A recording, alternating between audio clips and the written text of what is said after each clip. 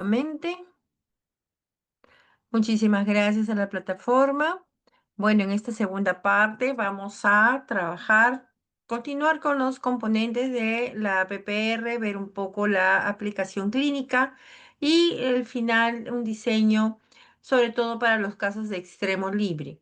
En la primera parte hemos visto todo lo concerniente a lo que es el diagnóstico, los criterios, las indicaciones, ventajas, etcétera, y también lo principal que es el principio biomecánico, lo que es el impacto de las fuerzas intrusivas, extrusivas, cómo los componentes de una PPR afectan o influyen en el equilibrio de estas fuerzas. ¿Para qué? Para mantenerse en boca y que no se salgan. Cada diseño de una PPR y cada componente está hecho de tal manera para que pueda cumplir con estas propiedades dependiendo de la condición que haya en esa boca edéntula parcial.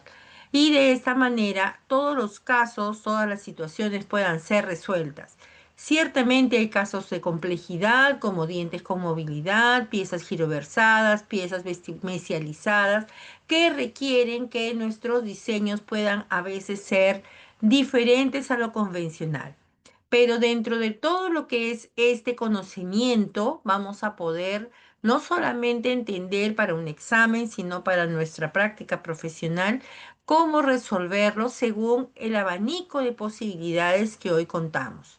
Hay diseños novedosos también, hay diseños, me parece, demasiado, este, no sé si decirlo, atrevidos, pero que puedan funcionar. Lo importante es que protejan a la pieza dentaria y al tejido blando cercano. Si eso no se cumple, ese diseño no va a funcionar. Por eso es importante conocer qué hace cada componente, en qué participa y cómo es que podemos diseñarlo según el caso que nos convenga. Habíamos estado viendo dentro y habíamos visto los apoyos, los diseños de los apoyos, como en casos tradicionales hacemos el diseño del lecho, mejor dicho, del lecho dentario, y el apoyo lo podemos realizar en forma triangulada para los casos dentomucosoportados y para los casos que son mucosoportados, es decir, con extremo libre, hacer estos lechos para que el apoyo sea redondito, redondeado, ¿no? Y permita un giro. Lo mismo pasa con estos retenedores. No es lo mismo tener un retenedor convencional tipo Acker, ¿no? Que es el idóneo, el ideal, pero que no me sirve para todo. Si bien es cierto, el retenedor Acker yo lo puedo usar para una clase 3 porque es un dento soportado, para una clase 4 sobre todo si tengo el sector anterior, porque en anteriores no se ve estético, pero en posteriores sí, ¿no? No lo puedo utilizar, no se debe utilizar en lo que es clase 1 principalmente y clase 2. En algunos casos lo podemos usar. Lo mismo pasa con el retenedor doble Acker. El doble Acker yo lo puedo utilizar para una clase 2 porque necesito espacio, porque tengo una brecha edéntula muy amplia, ¿no? En la cual necesito, digamos, un mayor cogimiento de fuerza que permita abrazar mejor a los pilares para que la otra parte no se me la dé, no pivotee, ¿no? Entonces el doble hacker tiene su función, comparten una misma área, pero tienen sus funciones independientes, porque cada pieza va a tener un ecuador, una zona retentiva, donde el brazo retenedor va a ser diferente su localización. Ya vamos a hablar de eso en un instante. Mientras que los retenedores, los brazos, perdón, opositores son los que apaciguan, son los que, este, digamos, neutralizan el impacto de las fuerzas. Por eso, y una pregunta muy importante que vino en algunos exámenes anteriores, es acerca de la función del brazo opositor, ¿no? Entonces, hay que siempre recordar la función del opositor o del brazo, ¿no? De recepción, que es el que va a compensar estas fuerzas de acuerdo al diente, ¿no? Respetando sus propiedades, esas que hemos visto de pasividad, de reciprocidad, de universalidad, ¿no? Que abraza todo. Dentro de estos retenedores, que son los que abrazan a los dientes, el áquer, doble áquer, tenemos este también, que es el retenedor en anillo. Todos estos circunferenciales porque abrazan al diente, lo abrazan, ¿no? Para hacer la función. Este retenedor en anillo es un 2 en uno. ¿Qué quiere decir? Que también se le conoce o es muy parecido a otro retenedor que vamos a ver, que es un anillo que va a envolver, es envolvente a la pieza pilar. ¿Por qué? Porque yo no tengo el espacio suficiente para poner dos brazos, porque está muy inclinado, está cerca, el lado mesial está ancho y yo no tengo para poner un brazo aquí y un brazo acá y tener a los dos. Entonces me valgo de uno solo para que haga todo el redondeo. Y eso le llamamos un retenedor en anillo, donde sí va a tener su apoyo. De todas maneras, tiene que tener un apoyo. Todos los pilares llevan su apoyo. Este caso también va a tener su apoyo. Puede estar desde el mismo nacimiento, ¿no? Desde el mismo nacimiento de donde sale el brazo circunferencial, ¿no? Desde ahí van a ser según el tipo de diseño que nosotros estamos haciendo, nacen de ahí. Y da toda la vuelta el retenedor y abraza muchas veces por el sector posterior porque tengo una zona óptima de retención, ¿no? Cuando yo tengo muelitas que tienen de repente, ¿no? Una extensión, una anchura un poco amplia, esto me puede ayudar a mejorar mi sistema de retención. Si yo tengo casos de piezas inclinadas como las molares, ¿quién no ha tenido molares inclinadas? Podemos utilizar este brazo porque al ser inclinado voy a tener más zona hacia la parte posterior. Y entonces me vale este retenedor con todo un giro de vuelta y hacemos la zona retentiva por la parte lingual, ¿no? Este tipo de retenedores está indicado para molares con inclinación distal, ¿ya? Entonces, siempre en anillo, una es para molares inclinados, ¿no? O también cuando tengo poca zona, ¿no? Poca zona de espacio para colocar un retenedor Acker. Muy bien. Lo único que hay que tener en cuenta en esto es la higiene, porque acá al estar tan cerca con la gingiva, la higiene es pobre, podemos generar lesiones a nivel gingival, ¿no? Podemos generar retención de alimentos. Entonces, siempre con esa salvedad que el paciente cumpla con una higiene más prolija. Como ustedes pueden ver en las imágenes, ¿no? Tenemos ahí las... el diseño, cómo hace su giro completo desde vestibular hacia la parte lingual. ¿Ok? Normalmente esto se trabaja mucho en el sector inferior. Uno adicional que ya no se utiliza mucho, pero que les encanta preguntar en los exámenes, es este retenedor circunferencial llamado de anzuelo o gosli. Este retenedor de Gosli, digamos que no es muy estético, que digamos, inclusive favorece la retención de alimentos, pero si yo tengo una pieza pequeña que no tiene mucha zona retentiva y que tenemos una longitud un poquito amplia, como el caso de las segundas molares, podría utilizarse fácilmente como un buen brazo retenedor, como un buen retenedor para nuestra prótesis, ¿no? Este tipo de retenedor se caracteriza por ser como un áquer, casi igual que un áquer con su apoyo, sus brazos, su conector menor, pero al final del brazo retenedor sale como una media colita de S, ¿no? En la cual vamos a aumentar la zona retentiva, porque se me permite, porque es posible. Por ejemplo, si fuera un nácar simple, hasta este lado nomás llegaría y la colita me aumenta esta zona, ¿no? Por ejemplo, aquí tenemos en esta pieza, si hubiera sido un nácar, hubiéramos llegado hasta de repente por acá. Al ser un Gosli, tengo más altura, puedo generar una doble retención. ¿no? Sobre todo si estas piezas son un poco expulsivas, sus paredes son un poco rectas, no son redondeaditas como todas las molares, ¿no? No es muy estético, ya lo habíamos dicho, retiene alimentos, procuramos no usarlo en el sector anterior, ¿no? Perdón, no, en la arcada superior porque puede irritar, ¿no? La puntita puede lastimar parte de los tejidos blandos. ¿En qué casos los utilizamos? En algunos casos de extremo libre, cuando tenemos brecha corta, ¿no? Vamos a reemplazar una muelita o dos muelitas, podemos usar en clase 3, ¿no? En el sector inferior. Y la estética no se afecta mucho. Entonces es una buena alternativa cuando no tenemos otra opción. También tenemos este que es el favorito de la mayoría, el que casi todo el mundo utiliza y que realmente es muy noble para las condiciones que se presentan. Y es el llamado retenedor seccionado o estabilizador.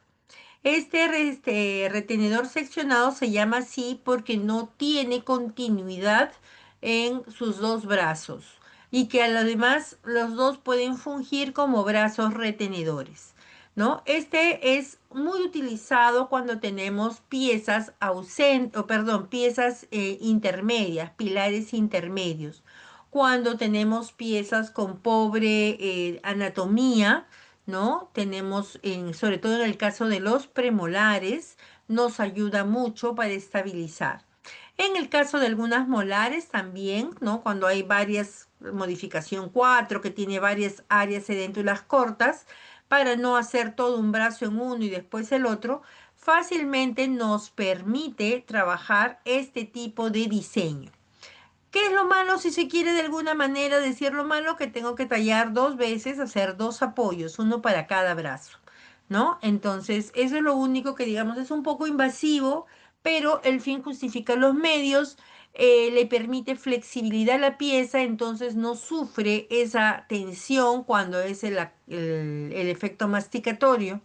Entonces, prácticamente es amigable con todas las piezas, ¿no? En premolares aislados, como cuando son pilares intermedios, tenemos en algunas molares que tienen algún extremo libre para compensar también, ¿no? Y nos permite cierto grado de flexión. Es bastante agradable, bastante estético, entonces es uno de los retenedores que hoy por hoy se tiene en mucha consideración para los diseños. Y este retenedor de acción posterior, que es muy parecido al que es en anillo, la diferencia es que mientras que el del anillo era en vestibular, ¿no? Este de acción posterior se hace desde el sector palatino lingual y termina en anterior. Por eso se llama de acción posterior, porque todo el efecto está en la parte posterior, ¿no? En la parte de palatino o lingual. Entonces, siempre vestibular va a mantener su brazo retenedor anterior. Por eso digo, es muy parecido al que es el circunferencial. La diferencia es que el circunferencial va de vestibular hacia la parte palatino-lingual. Aquí es al revés. Viene desde el apoyo en proximal y va a dar la media vuelta por palatino-lingual y va hacia vestibular, ¿no? Este es el tipo que se llama de acción posterior. Suele también tener dos pequeños apoyos para evitar la rotación, ¿no? Estos sirven mucho, nos ayudan mucho cuando tenemos premolares pequeños, rectos, como los premolares inferiores, por ejemplo, que no tienen mucha capacidad retentiva, ¿no? Segundas premolares inferiores, que son pequeñas piezas. Está indicado, como ustedes pueden ver, en dientes donde el retenedor tipo barra no está indicado, ¿no? En el sector anterior, ¿no? Donde hay tenemos este tipo de diseño que puede servir circunferencialmente para una clase 3, ¿no? No vamos a poner en barra, podemos utilizar este de acción posterior. La estética no afecta, entonces este tipo de retenedor es bastante válido, ¿no? Y está contraindicado en las molares por la longitud de estas piezas cuando es a lo ancho. Así que el retenedor posterior nos ayuda bastante en brechas largas tipo clase 3 o inclusive clase 4. Y no menos importante, creo que ya con este es el último de los retenedores circunferenciales, es el retenedor múltiple, ¿no? Que le llaman también universal. Este tipo de retenedor es aquel que comparte con dos piezas y que tienen, a diferencia del Jackson o doble Acker, tiene digamos, la visión de unir a los brazos retenedores, tienen un trabajo común, ¿no? Y ayuda y favorece la retención de los pilares, ¿no? Para lo que es el diseño de la prótesis. Si ustedes pueden ver, van a darse cuenta que aquí los brazos van a ir hacia proximal a lo que tienen en común. Y en ese nivel van a estar mejorando su zona retentiva. Hay que paralelizar ambos pilares y buscar la zona retentiva hacia ese sentido común. No toda la zona retentiva está siempre hacia mesial. Podemos tener zonas retentivas hacia distal.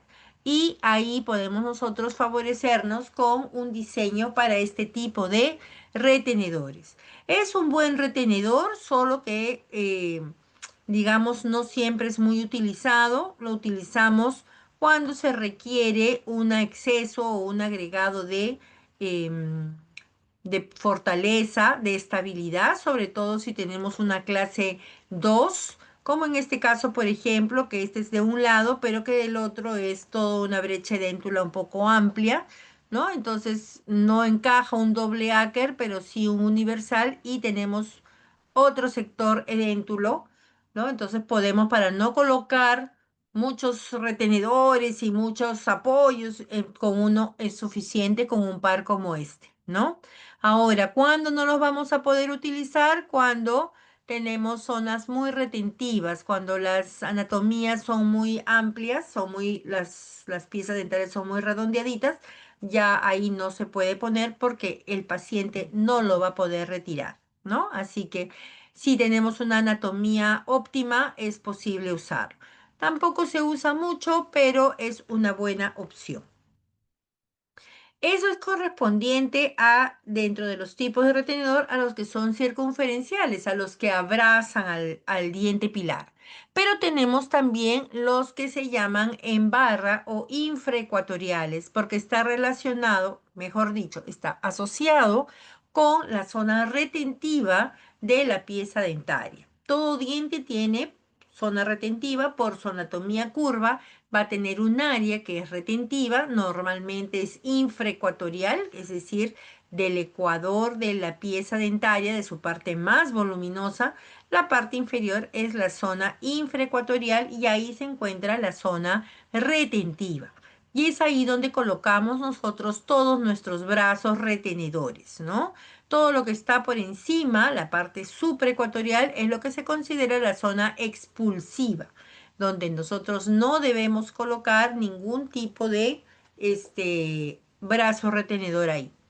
En el caso de los retenedores en barra, con mayor razón, porque estos han sido diseñados especialmente para ser usados en extremo libre, no en piezas dentales, sino, perdón, dentadas, no en zonas dentadas, sino en extremo libre, clase 1, clase 2, por un efecto de fuerza, por una compensación de fuerza, las palancas de fuerza, que ya lo vamos a mirar. El retenedor en barra, llamado también retenedor DPI, la D por el descanso oclusal, la P por la placa proximal y la I por el retenedor inicial con la que comienzan, que es una barrita, por eso se le llama retenedor en barra. Ahí solamente vamos a tener tres tipos, la que es retenedor en I, retenedor en C y retenedor en T. Nada más. ¿Y esto de qué va a depender? De la anatomía de la pieza, de la posición de la pieza y de digamos, de la zona retentiva que podamos tener. Si tenemos piezas alargadas con poca curvatura y la estética predomina, podemos colocar un retenedor en I. Si requiero un soporte mayor porque tengo una distancia mayor, puedo colocar un retenedor en T. La estética no se va a ver afectada. O si tengo por anatomía, ¿no?, una zona retentiva amplia, puedo apoyarme con un retenedor en C y abarcar más área de soporte. Entonces, todo va a depender del tipo. No es que haya, como alguna vez me preguntaron, hay un especial diseño para determinadas cosas. No. Lo único que debes saber es que cuando es extremo libre, tienes que tener un retenedor en barra. Para todo lo demás, tenemos los retenedores circunferenciales para escoger el que ustedes deseen. ¿Listo? Entonces ahí tenemos los tres tipos de retenedor. Vamos a dejar a estos retenedores directos para pasar a sus hermanos menores, ¿no? Y con esta preguntita empezamos con este siguiente tipo de componente que también debe ir en una PPR. ¿Cuál es el elemento de una PPR con extremo libre que se determina a partir de la línea de fulcrum? Uy, ya nos ponemos difíciles, doctora. Línea de fulcrum. Alguna vez escuché eso. Normalmente nosotros como dentistas nunca, muy pocas veces hacemos el trabajo de paralelizar, de encontrar los puntos principales. Es un trabajo que se lo dejamos al laboratorio y eso está mal, porque el clínico es uno y el que conoce la boca es uno. Por lo tanto, uno debe saber dónde van a ir cada uno de los componentes. Nosotros debemos entregarle al laboratorio el diseño que queremos, dónde queremos los elementos. Y uno de estos es este que a continuación les pregunto, que es exactamente, a ver, aquí me pusieron la alternativa C. Muy bien. La alternativa C es placa proximal. Bueno, gracias por su respuesta. Lamento decirles que esa no es la respuesta correcta. Porque la placa proximal no necesitamos una línea de fulcrum. La placa proximal, que es un conector menor, va sí o sí en la parte proximal edéntula de todo pilar. ¿Ya? Entonces, digamos que si alguien tiene otra propuesta por ahí, muy bien, acá me han propuesto la alternativa A, apoyo. Ya, muy bien. Qué bueno que podemos aclarar este dato. A partir de la línea de fulcrum, yo tengo que saber que es una línea de fulcrum y sí, podría pensarse que es un apoyo porque viene parecido. Pero efectivamente, gracias, doctora Delia, efectivamente es el retenedor indirecto. Y aquí vamos a aprender, y ya no nos vamos a olvidar, que el elemento de una PPR para determinar, para un extremo libre, se determinado a partir de la línea de fulcrum, es un retenedor indirecto. ¿Qué cosa es un retenedor indirecto? Es un elemento más que usamos en la prótesis removible y que tiene que ser usado sí o sí en brechas edéntulas posteriores, unilateral o bilateral. En pocas palabras, en una clase 1, en una clase 2. Sí o sí tienen que ir. ¿Por qué, doctora? Porque esas zonas libres son mucosoportadas, van a estar soportadas mucosamente. Y yo necesito algo que me lo mantenga firme, así como cuando una puerta se me va a caer y le ponemos una estaca para que no se me caiga, ¿no? Igual, de esa manera le damos solidez estructural a nuestro esqueleto, a nuestra base, ¿no? A nuestra prótesis.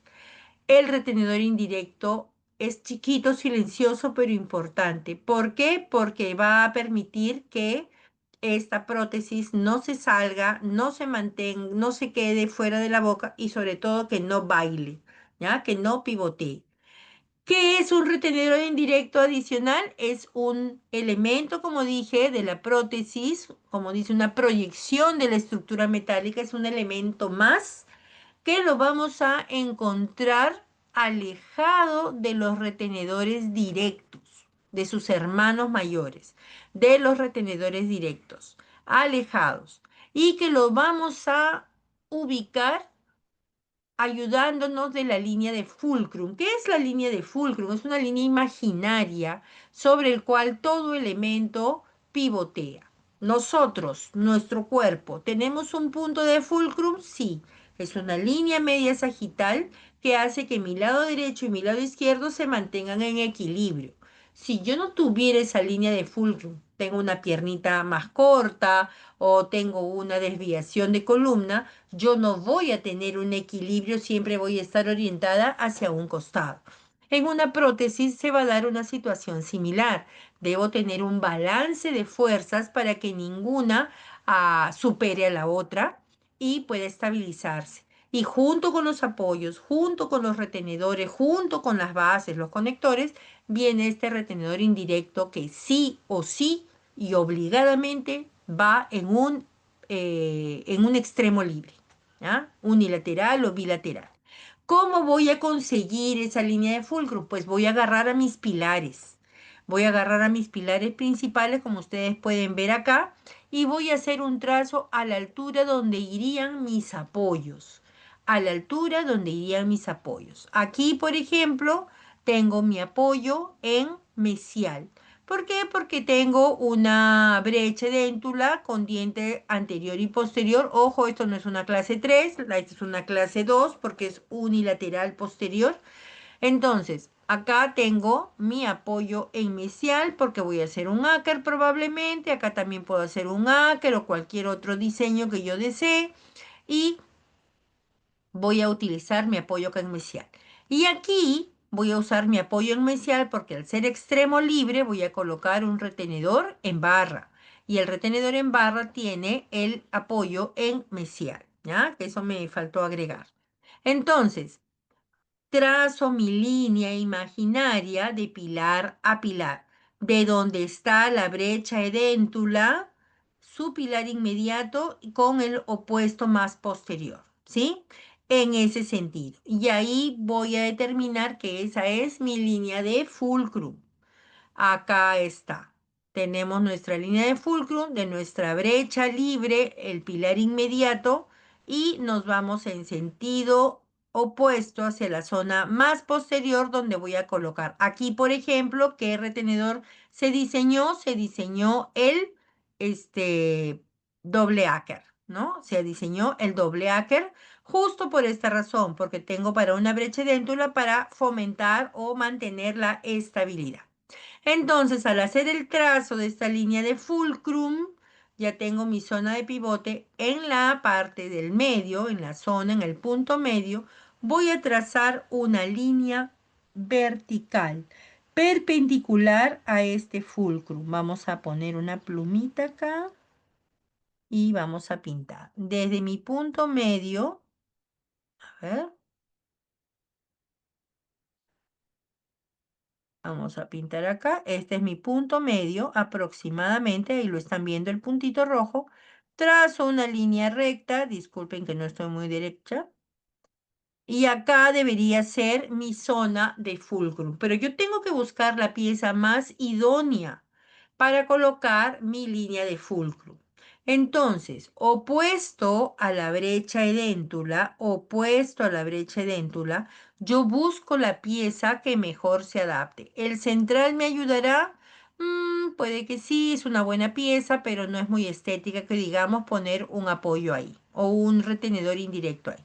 ¿Será el lateral tal vez? El lateral, no, porque es muy débil. ¿Será el canino?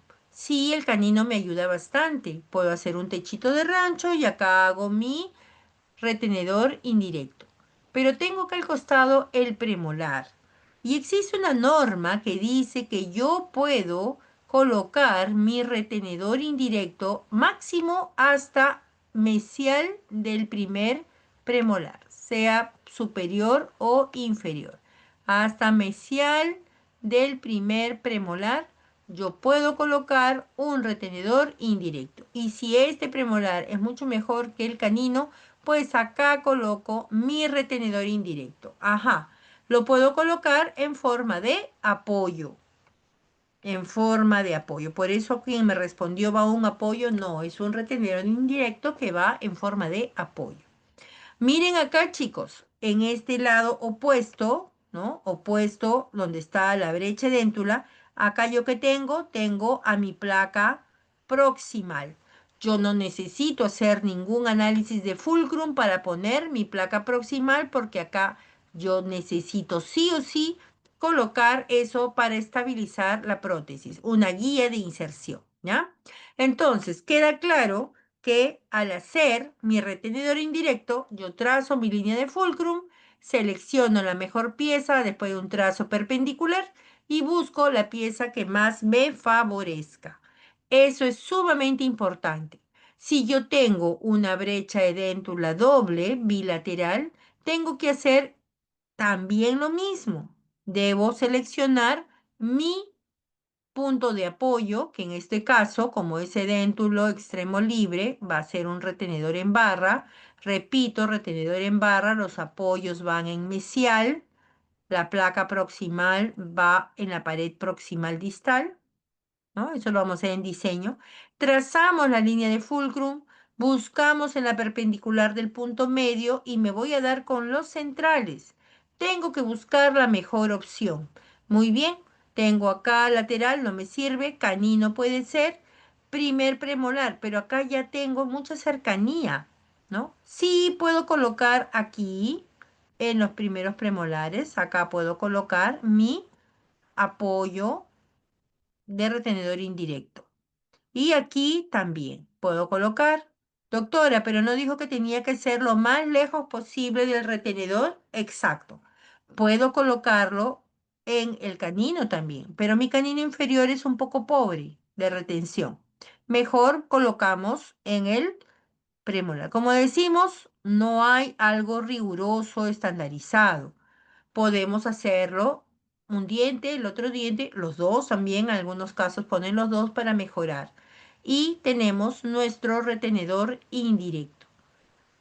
¿Por qué? Porque a veces va a ocurrir que la pieza no es lo suficientemente sólida, estable, fuerte, anatómicamente hablando. Entonces siempre vamos a buscar la mejor pieza hacia distal y tratando de tener una distancia prudente de nuestro pilar primario, si no por gusto sería, ¿no? Eso es lo que ocurre con el retenedor indirecto, que muchas veces no lo hacemos por desconocimiento. Y así es como determinamos la línea de fulcrum en los diferentes casos, ¿no? Doctor, acá tengo una clase 3, pero usted está haciéndolo desde el pilar anterior. Ojo, y usted ha dicho desde el pilar más extremo. Sí, es verdad, pero yo me voy al pilar más posterior, que es este, ¿no? Opuesto a la brecha edéntula y tengo que trazar una diagonal. Por eso es que utilizo esta posición.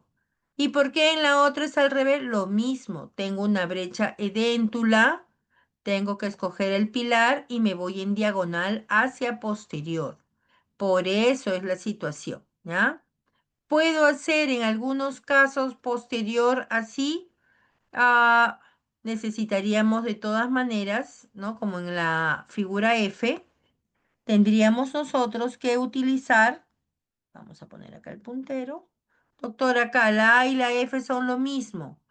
¿Por qué lo puedo hacer así también? No es lo más recomendable, ¿no? Va a muchas veces a depender de la estructura dentaria. ¿Por qué lo hacemos acá atrás? Porque nuestros dientes anteriores no son muy potentes. En la figura A cuento con un canino, cuento con un premolar. En la figura F no cuento con ese premolar. Entonces un canino no me va a servir de pivote, ¿no? Entonces, por eso escogemos el sector posterior. Las piezas, como dijimos, más fuertes son las que buscamos para generar nuestra línea de fulcrum y colocar nuestro retenedor indirecto, ¿sí? Entonces queda claro eso del por qué siempre buscamos a las piezas de mejor calidad para colocar nuestro retenedor indirecto. Repito nuevamente, esto es algo que se hace sí o sí en extremos libres. Pero como ustedes pueden ver, hay condiciones cuando las brechas son amplias que lo utilizamos en clase 3, ¿no? O clase 4 también. Entonces hay ciertas condiciones que se pueden trabajar. Muy bien, perfecto. Entonces, Esto es en cuanto a retenedores indirectos. Vamos a hablar de otro componente que ya todos lo imaginan. Y esta pregunta vino el año pasado. Vaya a ser y la repitan o algo parecido. ¿Cuál es el componente estructural de la PPR que tiene como característica brindar soporte, estabilidad y retención, además de unir los otros componentes? Ya ahí les dieron toda la respuesta, ¿no? Entonces, puede ser conector mayor, los apoyos, conector mayor, retenedores o la base acrílica. ¿Cuál es ese componente? La alternativa C, efectivamente, la alternativa C, el conector mayor. El conector mayor es el encargado, no importa cuál sea su diseño, es el encargado de unir o de recibir la unión de todos los otros componentes que están en las piezas o en las zonas para hacer una sola estructura. Y efectivamente, para que le dé soporte, estabilidad y retención. Más que retención, soporte y estabilidad. Ya hemos visto que son los apoyos y el conector mayor los que dan el soporte. También hemos visto que es el conector mayor y las placas proximales los que nos dan la estabilidad.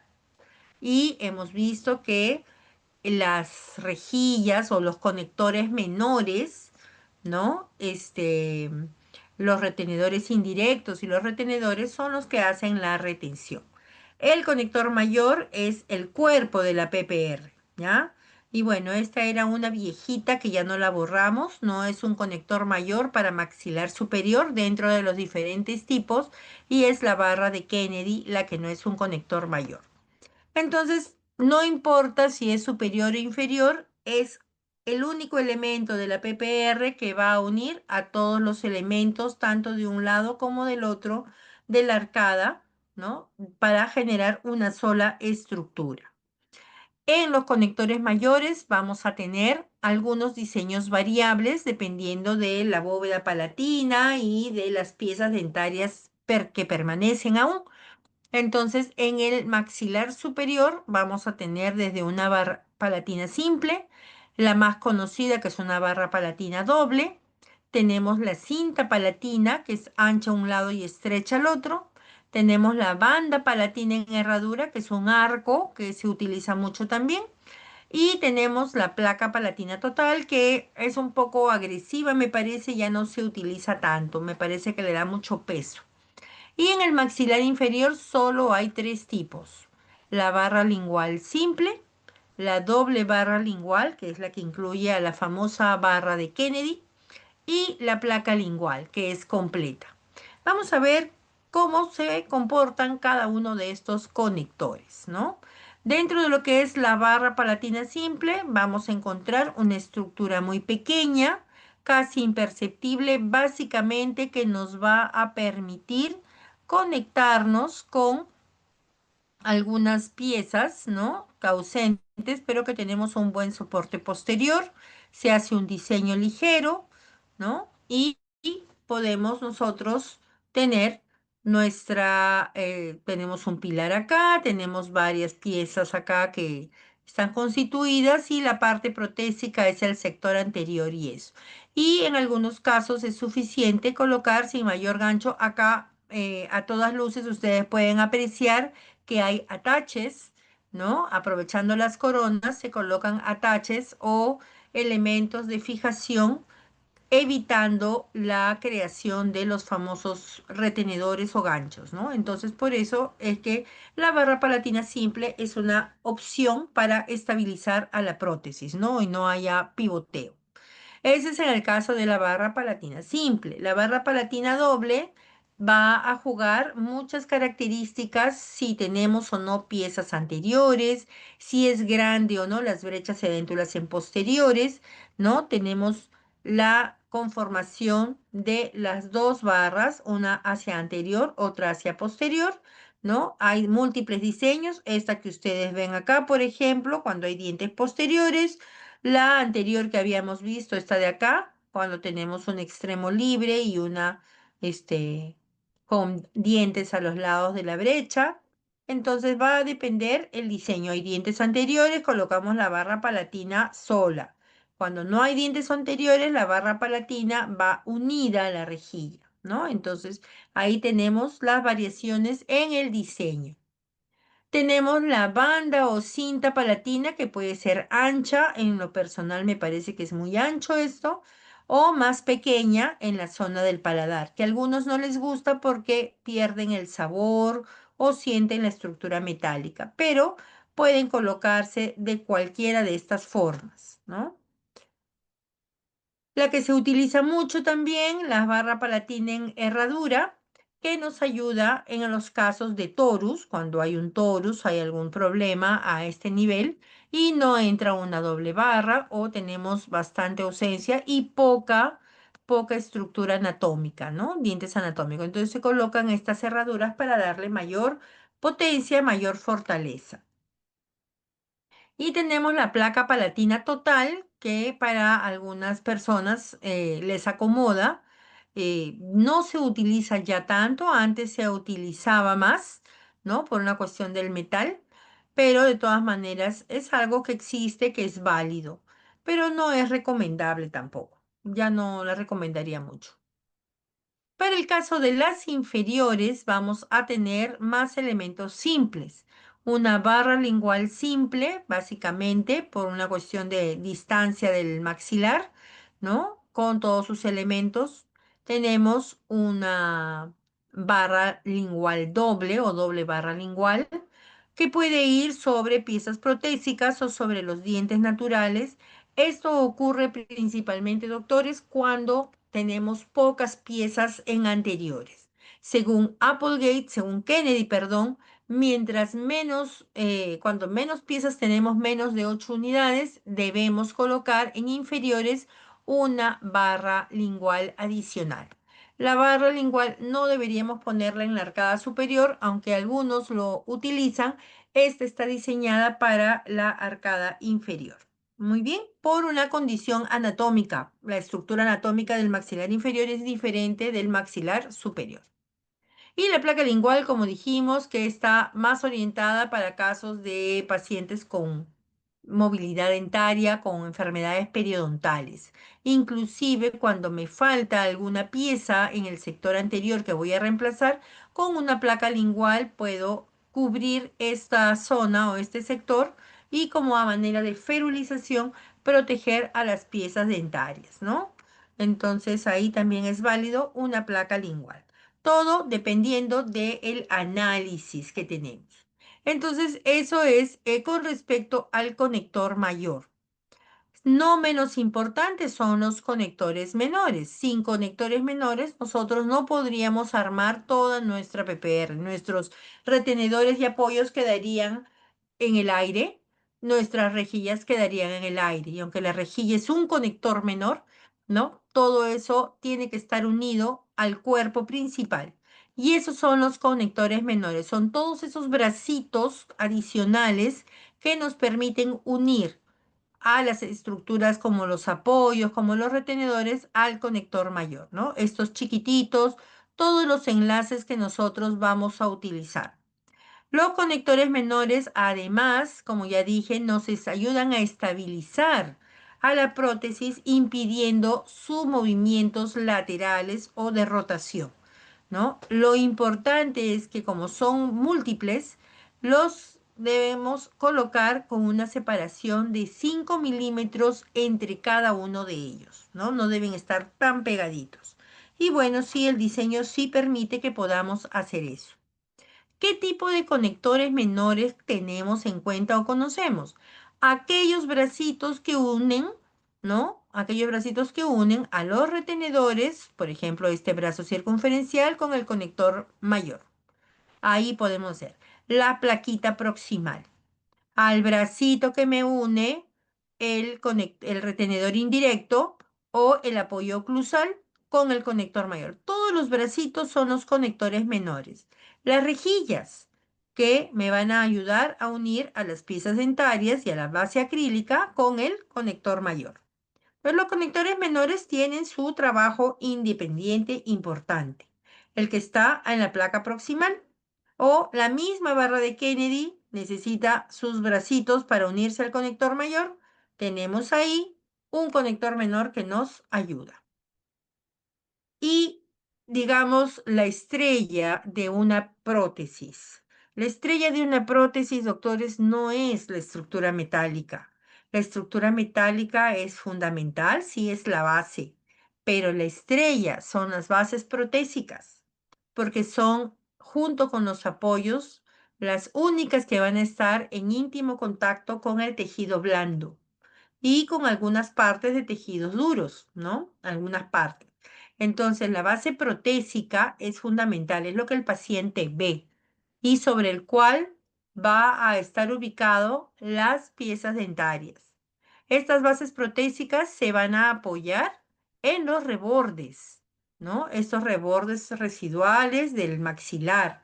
Ahí se van a apoyar y van a proteger a esa zona y también van a estar cubriendo parte de la gingiva por vestibular, todo lo que es la encía adherida, para poder mantener su estabilidad. Ahí también van a ubicarse las piezas dentarias, por lo tanto, tiene que estar todo bien estructurado, bien diseñado para que los dientes puedan calzar sin ningún problema y puedan cumplir con la función que hemos visto al inicio, ¿no? Estas bases protésicas son las que van a restaurar toda la parte que estaba visible, toda la parte déntula que se veía, ¿no?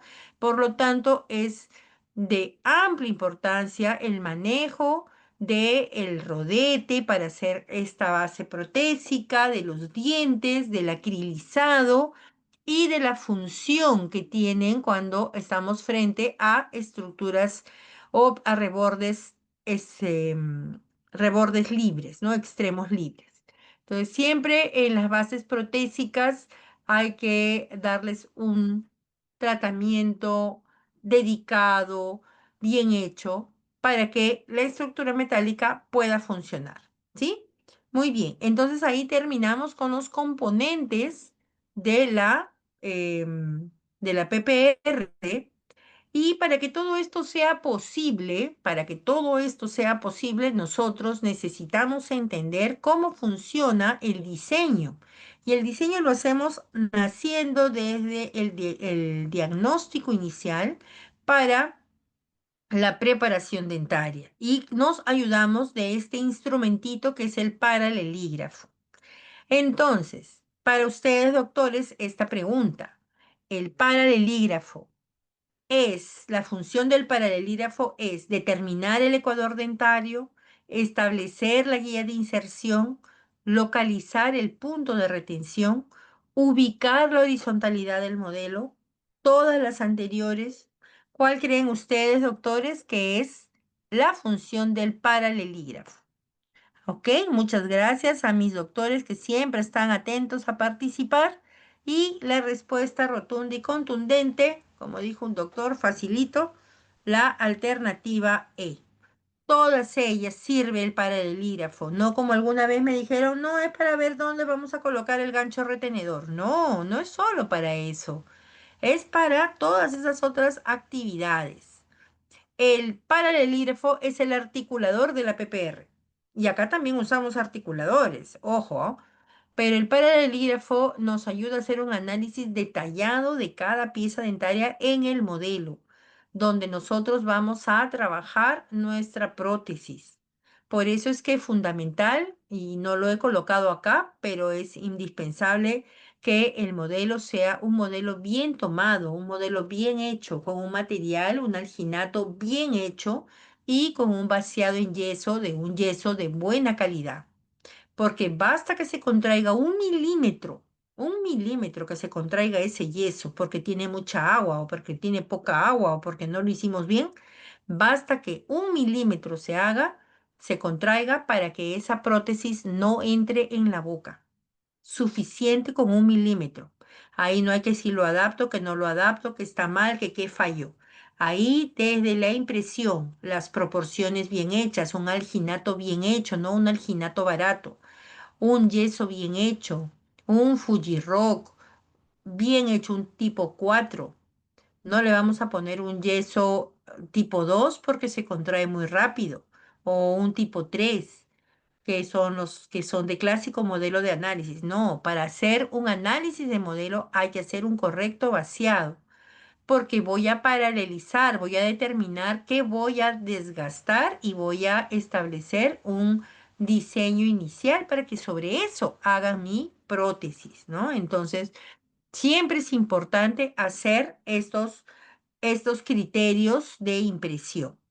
El paralelígrafo me analiza este modelo y va a ver cuál pieza dentaria va a ser óptima y dónde voy a colocar las guías de inserción y los retenedores. Si tengo que desgastar, si tengo que aumentar. Todas esas cosas me permiten hacer el paralelígrafo. Me permite establecer un plan de tratamiento, me ubica las zonas retentivas. ¿Qué elementos tiene un paralelígrafo? Su barra vertical principal, que está unida a una plataforma. También vamos a tener un brazo horizontal doble que está articulado en el medio, que es movible. Y al extremo de este brazo vamos a tener un vástago o digamos, una barra vertical retráctil, donde vamos a poder colocar en el extremo inferior los accesorios para poder hacer el análisis y diseño. Y tenemos una plataforma elevada donde sentamos al modelo para poder ubicarlo en el espacio. Entonces, como ustedes pueden ver, cada elemento tiene su función para poder colocar bien nuestro modelo. Recuerden que ya lo había dicho, que nosotros contamos cada diente con dos áreas de anatómicas, ¿no? Que le llamamos supraecuatorial o infraecuatorial, donde la supraecuatorial vamos a considerarla como una zona expulsiva o no retentiva, que es lo azulito que está acá pintado. Mientras que lo que está en negrito es la línea ecuatorial. La línea ecuatorial no es recta, es variada por la anatomía. Y de acuerdo con esto, todo lo que está debajo de ese diseño de línea es la zona retentiva o infraecuatorial. Es ahí donde nosotros vamos a determinar dónde y cómo colocar el brazo retenedor que hayamos elegido, dependiendo del caso. Pero yo no lo puedo hacer de cualquier manera, tengo que posicionarlo como corresponde. Muy bien. Para seguir con esto, otra preguntita para que podamos encontrarle sentido. ¿Qué elemento del paralelígrafo nos determina la posición exacta de la parte activa del brazo retenedor? Esta pregunta viene toda la vida en los exámenes. Es a veces hasta la única pregunta que viene, pero siempre viene. Hace 2 años vino esta, pero formulada de otra manera. Ya al comienzo también venía de esta manera. Así que siempre nos preguntan esta interrogante del paralelígrafo. Pero no es para lo único que sirve el paralelígrafo, pero ¿qué elemento del paralelígrafo nos determina la posición? Según sus respuestas, muchas gracias, todos me responden el calibrador. Y la respuesta que efectivamente es el calibrador, es el que nos determina cuál es la zona donde vamos a colocar el brazo retenedor. Ya sabemos qué es el brazo retenedor. Vamos a entender un poco qué es el calibrador, porque eso es lo que más se confunde en todo. Entonces, además del paralelígrafo que tiene sus componentes que ya los he determinado, los accesorios que se trabajan todos son estos elementos que ustedes ven acá al costado. Desde el analizador tenemos 3 calibradores. Permítanme un ratito, un segundito. Vamos a mover esto de acá que me está interrumpiendo. Ahí está. Tenemos el analizador, que es este delgadito, que está a cuarto. Tenemos estos 3 sombreritos, que son los llamados calibradores. Tenemos la cuchilla para cortar y tenemos los donde van a ir el grafito. Este es el soporte para colocar el grafito, este larguito y este corto. ¿Cuál es la función de ellos? Nos van a permitir determinar la guía de inserción según la posición que lo vamos a ubicar y que nosotros podamos hacer un correcto diseño. Si ustedes miran esta imagen, vamos a ver que está posicionado de una manera tal que probablemente no corresponda, porque acá lo han hecho en función a que tiene que ser horizontal, ¿no? El borde horizontal con la horizontal. Y miren los dientes cómo están, ¿no? Cómo están inclinados hacia atrás. Claro, dicen, el paciente levanta su cara y así se va a poner, el paciente tendría que levantar el cuello hacia atrás. Muchas veces eso no ocurre para colocarse su prótesis. Recuerden además que nuestro maxilar está inclinado hacia abajo. Miren ustedes en esta posición más grande, ¿no? Cómo está posicionado este pilar. Me genera un brazo, una zona retentiva acá. ¿Qué quiere decir? Que tengo que desgastar toda esta zona para volverlo vertical. Por eso es que nosotros posicionamos como corresponde. Esto tiene que estar modificado. Estos tornillitos nos ayudan a fijarla en una posición correcta. Quiero que vean ahora qué pasa cuando yo cambio de posición. Ya no lo pongo así. Esta no va a ser mi guía de inserción, sino que yo voy a poner esta guía de inserción o este eje de inserción así, inclinado hacia adelante y hacia abajo. El tornillito me cambió, yo modifiqué la platina. Yo no pongo en forma horizontal el reborde, yo pongo en forma horizontal a los dientes remanentes, no al reborde. Y entonces, ¿qué pasa con mi pared proximal? ¿Está angulada? ¿Está retentiva? No, está plana, está recta y no le tuve que desgastar nada.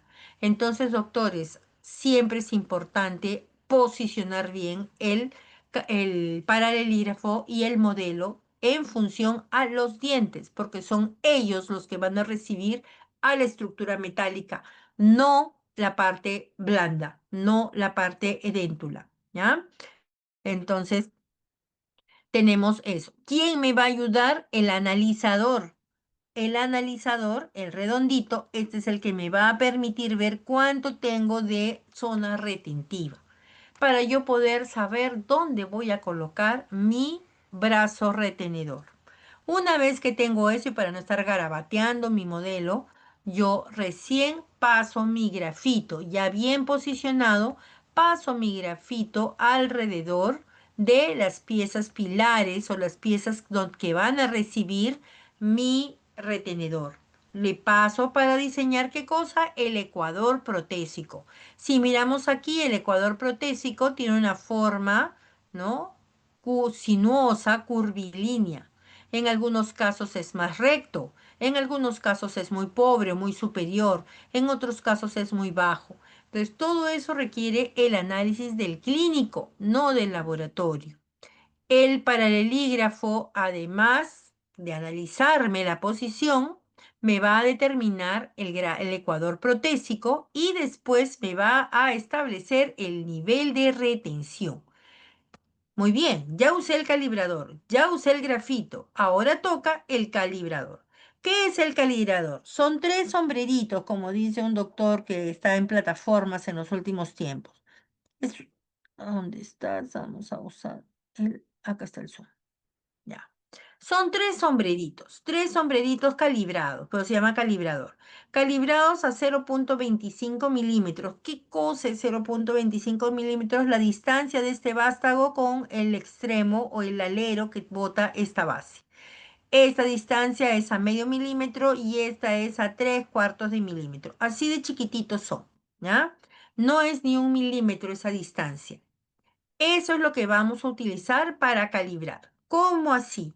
Dependiendo de mi ecuador protésico, yo tengo que buscar aquel calibrador que me tope tanto el cuerpo en el vástago, en la rama vertical, como el sombrerito. Si yo lo pongo muy arriba o muy abajo, va a depender de que toque el vástago vertical al diente y el sombrerito al diente.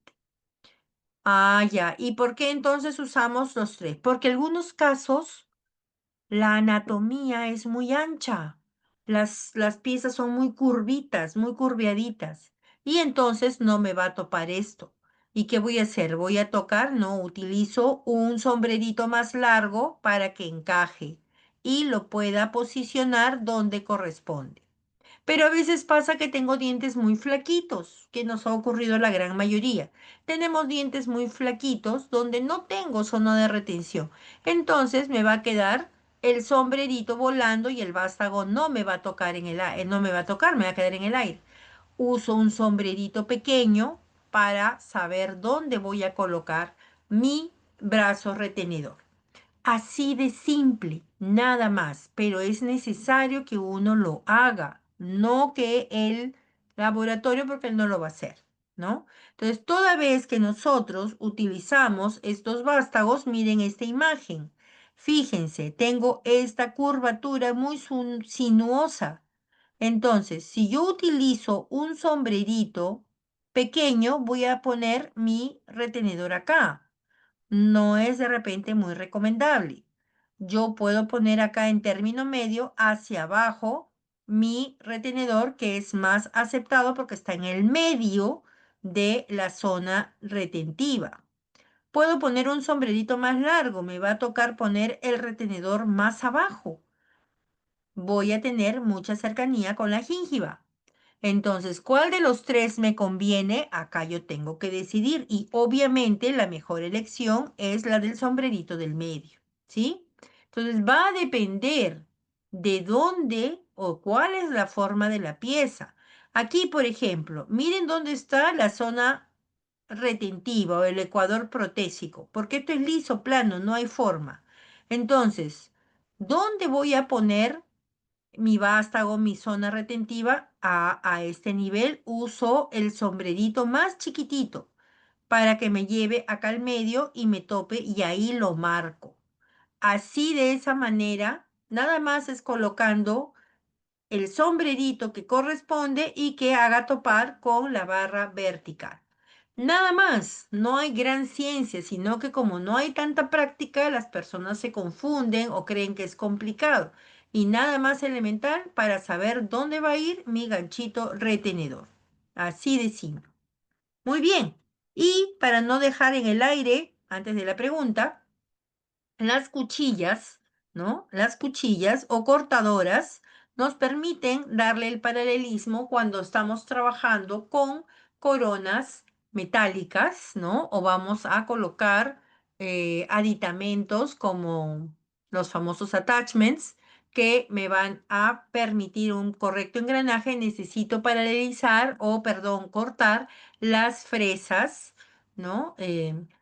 Me necesito cortar las partes de la cera para poder establecer una buena guía, una buena zona de fresado. A veces, ¿qué pasa? Que tenemos que hacer coronas y encima poner una PPR. Entonces, algunos lo hacen todo a la vez. Otros hacen por separado, haces la corona, la fresas antes de colarla, ¿no? Y después haces la corona, metal porcelana o de metal, lo que deseen, y colocamos la PPR ya engranada en ese eje de inserción, ¿sí? Entonces, por eso también el paralelígrafo tiene este tipo de aditamento. Muy bien. El paralelizado y diseño preliminar para una PPR debe realizarse ¿en qué modelo? Esa también fue una pregunta de años anteriores, ¿no? Y ahí siempre viene el tipo y la forma de dificultad que tienen las preguntas. Para esta pregunta voy a avanzar un poquito más rapidito, voy a responderla por ustedes. Es en el modelo de diagnóstico. Nosotros debemos de tener dos modelos. Bien, duplicamos inmediatamente el modelo original o bien tomamos una nueva impresión, ¿no? El paralelizado siempre lo vamos a hacer en el modelo de diagnóstico. Ahí vamos a hacer todas las propuestas, vamos a hacer todo lo que se requiera, las tentativas de diseño, las preparaciones simuladas, donde vamos a colocar los apoyos, los retenedores, etcétera. El otro modelo nos queda de referencia de un antes. Y después viene el modelo definitivo antes de enviarlo al laboratorio. Entonces, una vez que ya está todo establecido, hacemos el diseño, ¿no? Otra pregunta que vino y que esta estuvo muy orientada porque no vino ni en el temario era acerca de estos paralelizadores como el de Ney y el de Yelenko, que preguntaban una diferencia. Estos fueron los dos primeros articuladores que se hicieron, que surgieron. Uno se diferenciaba del otro, pero al final, al día de hoy, usamos una fusión de ambos, ¿no? Al día de hoy usamos la mezcla de estos dos articuladores, de paralelizadores. La respuesta de esta pregunta es que el brazo de Ney es fijo y el de Yelenko gira sobre su eje, ¿sí? Muy bien, sí, así es. Muchas gracias, doctores, por sus respuestas, ¿no? Este, no tenía mucho sentido porque son, es una pregunta, pero estuvo, como quien dice, muy dirigida, como para hacer trampa, solamente los que lo sabían lo iban a responder. Así que bueno, ahora lo incluimos en las preguntas porque nos pueden sorprender y no queremos que nos sorprenda, ¿no? El, el, en este caso, vamos a esperar un ratito aquí que cambie ya. El paralelígrafo de Ney se caracterizaba por ser una estructura así, ustedes seguro lo han visto en fotos, es un brazo recto, nada se movía, todo estaba fijo y lo que nosotros teníamos que mover era la platina, ¿no? Entonces la platina era lo que se movía y que estaba fijo acá también. Yo alguna vez he visto eso, realmente muy incómodo para trabajar. Y su diferencia, su característica es que el brazo era fijo y la platina era móvil, ¿no? Así era. Y entonces vino el otro, Yelenko, y dijo, "Ah, vamos a hacer el brazo móvil y más bien tengamos la platina fija". Entonces Yelenko agarró y puso el brazo móvil y más bien y puso un resortito acá y la platina la hizo fija. Entonces lo que giraba era esto. Pero ya ninguno de los dos utilizamos esto. Ahora lo que utilizamos es el paralelígrafo de Williams. Es el que utilizamos, el que tiene el brazo articulado o móvil, es más, doblemente móvil. Tenemos la barra vertical retráctil como resorte, como lo hizo Yelenko, y tenemos la platina que se mueve como la de Ney. O sea, todo se mueve, ¿no? Y ahí Williams dijo, nadie se pelea, juntemos todo y hacemos un paralelígrafo completo. Y esa es la característica de este Williams que utilizamos hasta el día de hoy. Nos facilita enormemente el trabajo en todo. Muy bien, ahora vamos a revisar un poco los criterios que se tienen. Hasta aquí dejamos pruebas, laboratorio, todo lo que son componentes. Miremos un poco más la perspectiva clínica, ¿no? Hay casos que muchas veces se obvian para el extremo libre y aquí hay que trabajar ciertas consideraciones importantes. Hay criterios para trabajar una PPR con extremo libre. No se puede hacer de cualquier manera porque hay un efecto biofísico, fuerzas, y entonces hay que estar claros.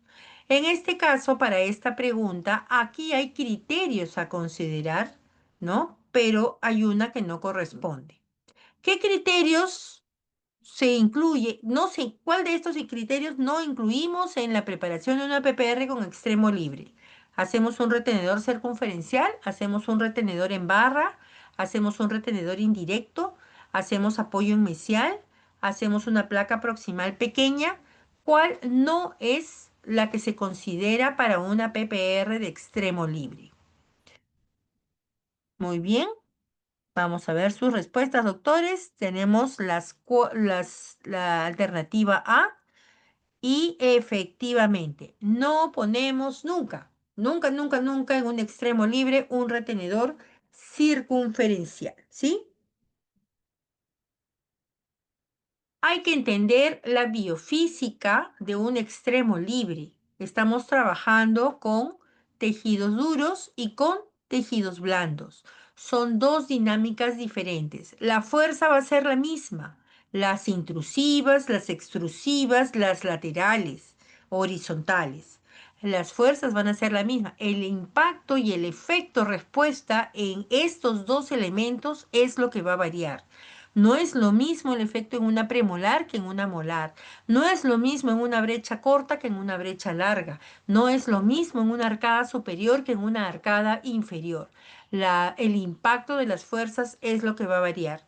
Y el efecto en los dientes y en el tejido blando y el tejido óseo va a repercutir.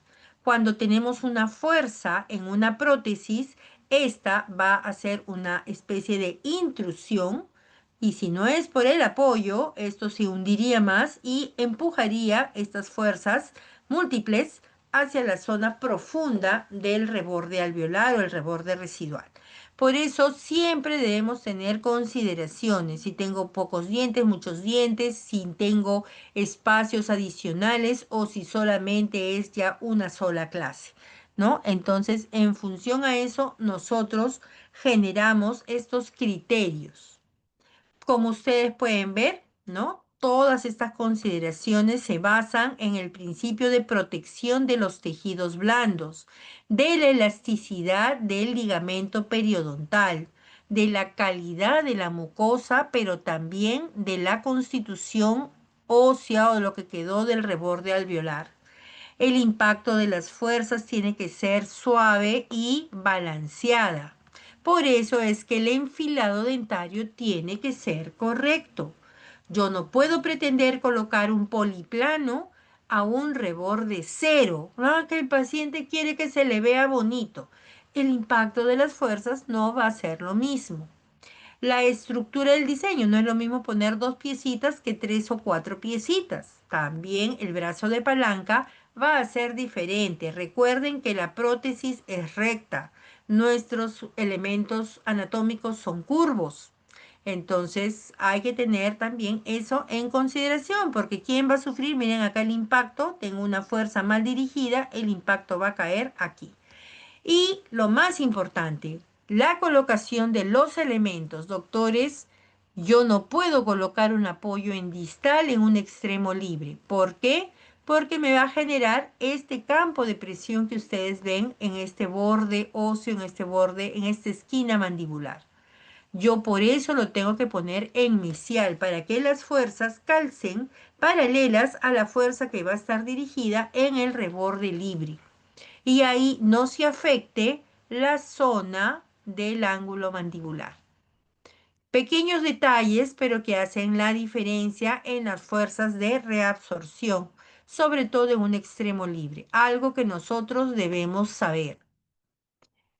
Además, hay algunos criterios también. Recordemos que hay que respetar la biología de cada pieza, el arco y el diseño que vamos a realizar. Nosotros vamos a darle toda la integridad para que haya una salud, ¿no? No abusar del exceso de metal, el mínimo necesario. He visto PPRs metálicos muy burdos, muy toscos, muy gruesos. De lo flexible necesario para que no se malogre o no se doble o no se deforme, ¿no? Que el material siga también los principios biomecánicos de no deformación, contención de fuerzas, etcétera. ¿No? Que no le permita una sobrecarga, que los apoyos estén bien colocados dentro de los lechos, que no sobrepasen el plano oclusal para que no hayan estos contactos de espacio libre y que permita la movilidad mandibular sin que esto se modifique o se mueva también, ¿no? Entonces, todos esos criterios en un extremo libre son aún más cuidadosos porque estamos frente a un tejido blando. Y aquí me permito, por favor, hablarles de estas fuerzas que involucran y que conocemos como brazos de palanca o palancas de género, ¿no? Que mucha gente se confunde y dice, no, que otra vez, que yo no sé, que la resistencia, la fuerza, simple y sencillo. Y acá yo le tengo que agradecer al doctor, Aníbal Paredes, que es un buen referente de la rehabilitación acá en el Perú, que hace sus publicaciones y que tiene la manera más sencilla y clara de poder explicar estas fuerzas de palanca, ¿no? Entonces, un poco emulando sus conocimientos, comparto con ustedes este concepto que tan difícil es y que tan pocas personas entienden, ¿no? Entonces nosotros hacemos en nuestra boca, como ya les dije múltiples veces, diferentes tipos de fuerza, al hablar, al masticar, al deglutir, etcétera, etcétera. Una PPR recibe todo ese impacto. ¿Cómo hace para que no se salga? Así, bien abrazadito el retenedor, sí, bien puesto el apoyo, bien colocada la placa base. Correcto, pero las fuerzas siguen, igual siguen. Entonces yo tengo que saber balancear estas fuerzas, ¿no? Entonces, ¿qué va a haber? Voy a tener una fuerza, pero voy a tener alguien que me recibe esa fuerza, ¿no? Que es un punto de apoyo. Y voy a tener alguien que aguante esa fuerza, que es la resistencia. Entonces, esas tres palabritas son las que juegan en toda esta ecuación. El punto de apoyo, la potencia o fuerza y la resistencia, el que lo recibe. ¿Sí? Muy bien. Aquí vemos que se van a dar tres tipos de palancas, una para cada caso. Las de primera generación o primera clase, que son para los del maxilar inferior. Los de segundo género o segunda clase, que es para los del maxilar superior porque tienen otra dinámica anatómica. Y los de tercera generación, que son más simples, menos dañinas, más, digamos, fáciles de controlar, son aquellas que se pueden dar arriba o abajo y que son para los, básicamente, clase 3 o clase 4. ¿Sí? Entonces, sin ánimo de confundirlos más, vamos a explicarle la palanca de primer género, que es ese dibujito que hemos venido desarrollando, ¿no? En estas diapositivas. Se da básicamente en el maxilar inferior. Y no es otra cosa que la fuerza que nosotros hacemos cuando mascamos una manzana, cuando mascamos un pan, donde tengo mi PPR aquí y ¡juá! Se me va hacia atrás. Muy bien, pero alguien me la está aguantando. Sí, es la zona de fulcrum, o sea, el apoyo, ¿no? Este triangulito, ese es el que me apoya, me aguanta. Y tengo un bracito de resistencia, el que me aguanta para que la prótesis no se salga, que es la zona de retención o de resistencia. Esta palanca de primer género es muy peligrosa. Si no la hacemos bien, es muy peligrosa. Debemos neutralizarla. ¿Cómo voy a neutralizarla? Haciendo un buen diseño. En primer lugar, yo no puedo hacer un diseño, como ya les dije, con un áker. No se puede hacer un diseño con un áker porque es como que si a mí me tiraran la cabeza hacia atrás, me jalaran de los pelos y me tiraran la cabeza hacia atrás. Igual va a pasar. Si yo tengo mi apoyo acá en distal cerca al extremo libre, es lo mismo que nada. Siempre se va a ir hacia un costado. Entonces, ¿qué va a pasar con este dientecito? El periodonto se va a inflamar, se va a separar, se va a irritar, se va a mover, chau diente. ¿Y qué va a pasar? Va a pasar esto que usted ve acá abajo, en esta esquinita inferior, se me va a girar y adiós pilar, adiós PPR, ¿no? ¿Cómo nosotros balanceamos esta palanca? Esto existe, esto nadie se lo va a sacar, pero hay que balancearlo. Esta carga oclusal, ¿cómo la voy a balancear? Simple, cambiando mi punto de apoyo, valga la redundancia, el apoyo no debe ir en distal, por eso es la razón que va en mesial, como esta imagen número 1 acá. ¿Y qué pongo acá en contraposición? Ah, pues la placa proximal, como la estaca de una puerta, la placa proximal. Entonces, así alguien me tire los cabellos, eso va a quedar firme y mi apoyo va a quedar en mesial. ¿Quién mueve eso? 2 puntos, se acabó. La palanca de primer género queda neutralizada con esos dos pequeños cambios. Mi apoyito en mesial y mi placa proximal en la zona edéntula, hacia distal. Y se acabó. Eso es todo lo que se hace para controlar la palanca de primer género que se da en el maxilar inferior. No se da en el maxilar superior porque es otro mecanismo anatómico. Acá sí, porque solo tengo un extremo, esto es curvo, es una herradura, entonces esto funciona solo. ¿Sí? Por eso es importante. ¿Qué elementos tengo? Mi fuerza, que es la fuerza de masticación, ¿no? O la potencia con la que va entrando, la, el punto de apoyo, que es el fulcrum, el triangulito, y la resistencia, que son la zona donde va a aguantar toda esa fuerza. ¿Sí? Listo. Entonces, ahí creo que quedó claro la palanca de primer género. La palanca de segundo género, que es otro tipo de fuerzas que van dirigidas ya no hacia abajo, sino hacia arriba, antigravedad. ¿Cómo hago para que esas fuerzas de antigravedad no me boten a mi prótesis? ¿Cómo hago para que se queden estabilizadas? Ah, yo me tengo que valer de algunos elementos. Primero aprovecho que mi paladar es una estructura amplia, plana y que se conecta con la otra arcada, a diferencia de acá abajo. Acá arriba mi palanca, perdón, mi zona edéntula o las fuerzas generadas se van a esparcir por todo. Pero ¿cómo protejo que no se me salga, que no se me extruya? Entonces, tengo que tener en consideración dos cosas. Mi punto de apoyo, ¿no? En extremo libre estoy hablando, ¿ah? Mi punto de apoyo que respetamos siempre va a ir, ya sabemos, hacia mesial, F de fulcrum o de apoyo, el triangulito. Mi resistencia, ¿no? Que es el que me va a aguantar. ¿Quién me está aguantando? La placa proximal. Y mi potencia o mi fuerza. Vamos a hacer una pintadita acá. Voy a pintar en azul la fuerza. A diferencia del inferior, la fuerza va hacia arriba, ¿cierto? La fuerza va hacia arriba. Esta es la fuerza o potencia, independientemente. ¿Qué va a pasar acá? Va a querer intruirse las fuerzas intrusivas verticales, ¿se acuerdan? Esto, y va a chancarme, ¿a quién me va a chancar? A la prótesis. Pero, ojo, si es un extremo libre y yo tengo bien asegurado un buen sellado periférico, esta base acrílica no se va a intruir. Dos, si es un extremo libre, ¿qué dijimos? Que mi apoyo tiene que ir ¿en dónde? En mesial. ¿Y quién me va a aguantar todo esto? Me va a aguantar mi resistencia. ¿Quién es mi resistencia? Mi placa proximal. Por eso es que en todo extremo libre tiene que haber placa proximal. A diferencia del de abajo, que me tiraba la cabeza, ¿no? Y que tenía esto firme, en el caso del superior, también este va a estar, ¿no?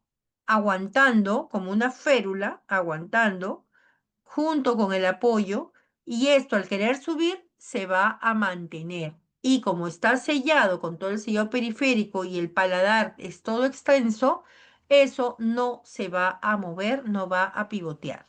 ¿Sí? Entonces, aquí vamos a tener que la fuerza perdón, el apoyo va a estar primero, la resistencia va a estar al medio y la potencia, o sea, el impacto va a estar hacia atrás, ¿no? Parecido al de atrás, parecido al de atrás. La única diferencia es que vamos a tener, este es en la arcada inferior, el otro es en la arcada superior. La resistencia va a cambiar, la resistencia va a cambiar, ¿no? Primero va a estar en el medio, en el segundo género, pero en el primer género está hacia adelante, ¿sí? Es lo único que va a cambiar. Y la tercera, que es la más sencillita, que es la palanca de tercer género, que es cuando tanto la potencia con la resistencia, perdón, el fulcrum con la resistencia van a estar al mismo nivel, ¿no? Y en el medio se encuentra la fuerza o la potencia. Entonces, van a aguantarse por igual tanto, tanto lo que es, ¿no? El fulcrum, que es este de acá, o el apoyo, como la resistencia van a estar iguales y la potencia o el impacto va a estar en el medio y se va a mantener en su sitio. Esa es una palanca que es inofensiva, que digamos no va a afectar, pero que tiene que estar pues obviamente todo bien diseñado, ¿no? Y esto, como digo, es para tercer género, para dentos soportados, no es un criterio para extremo libre, solamente lo agregamos para que sepan que existe eso. ¿Qué nos debe siempre recordar en un extremo libre? Palanca de primer género y de segundo género, ¿sí? Muy bien, ahí tenemos el famoso sube y baja o el carrito. Al final los diseños, como ustedes pueden ver, están ahí. Son equilibrados para los tres. Nada más sencillo, ¿ya? La uno y la 2 y la tercera que bueno, mantequilla, ¿ya? Además, para un extremo libre, déjenme ver cómo estamos con los tiempos, porque después me entusiasmo y ya, todavía estamos bien. Y tenemos los criterios para un extremo libre. Vamos a tener ciertas consideraciones, como por ejemplo, si yo tengo menos de 8 dientes anteriores, debo utilizar una barra de Kennedy, o sea, una doble barra lingual, ¿sí? Y con todos sus demás componentes que ya ustedes saben. Vamos a hacer nuestras placas proximales pequeñas. Y tienen que estar obviamente aliviadas. Vamos a cambiar al puntero para no estar con la pluma. Ahí está. Tienen que estar aliviadas. Los retenedores tienen que estar flexibles, no pueden ser rígidos. Tiene que haber una pequeña curvita de flexión para que pueda darle esa suavidad. ¿Se acuerdan que les dije que los apoyos tienen que estar redondeaditos para que en conjunto, si hay alguna movilidad, esta puedan estar compensadas y los componentes metálicos también puedan ser un poco flexibles, ¿ya? Por eso tiene que ser aliviada y corta. Y las bases extendidas. No es que yo quiero hasta aquí nomás, no lo quiero hasta arriba. No, debemos hacer nuestro sellado periférico como corresponde y extenderlo hacia la zona de fondo de surco para evitar ese giro lateral. Además, recordamos que los topes siempre tienen que estar hacia mesial, ¿no? Y a partir de el cierre de los apoyos, sacamos y vamos a sacar un brazo conector menor, siempre debe ser en forma triangular, ¿ya? Nunca olvidarse de establecer el retenedor indirecto, hacer nuestro fulcrum y nuestra ubicación del retenedor indirecto, obligado perdón, en tipo 1 y tipo 2 de Kennedy, siempre tiene que hacer este tipo de diseños con retenedor indirecto. Muy bien, tenemos esta primera parte, pasamos ya después del diseño a la impresión definitiva. La impresión definitiva en edéntulo con extremo libre. ¿De qué tipo será? Anatómica, funcional, direccionada, con modelo seccionado o con presión progresiva. La impresión, por si acaso. ¿Qué tipo de impresión hacemos? ¿Una anatómica, una funcional? ¿Qué tipo de hacemos? Muchas gracias. Esa fue una pregunta que también muy parecida vino en un examen. Aquí, gracias a todos por responder. Efectivamente, es una impresión funcional, inclusive en dos partes. Hay una parte que es anatómica, pero básicamente es una impresión funcional. No se trata de tomar con alginato y que el laboratorio se encargue. Eso es el peor error. Botan su plata, el tiempo, el técnico y problemas.